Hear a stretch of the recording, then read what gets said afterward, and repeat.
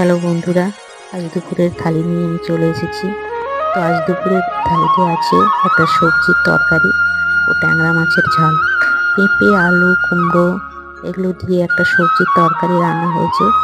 তরকারিটা কিন্তু খুবই স্বাদের হয়েছে, খুবই দারুণ খেতে লাগছে।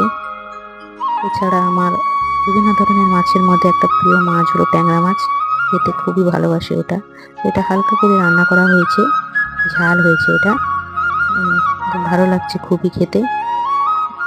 দেখো কারা কারা ট্যাংরা মাছ খেতে ভালোবাসো আর অবশ্যই কমেন্ট করো। আর বন্ধুরা, তোমরা ভিডিওটা দেখো আর একটা করে কিন্তু লাইক কমেন্ট করে যেও, কারণ তোমরা যদি কমেন্ট করো তাহলে আমার ভিডিও করার আগ্রহটা একটু বাড়ে। বন্ধুরা, তোমাদের কাছে একটা অনুরোধ থাকলো, অবশ্যই ভিডিওটা সম্পূর্ণ দেখবে এবং একটা ছোট্ট একটা কমেন্ট করে যাবে, এটাই অনুরোধ। টাটা।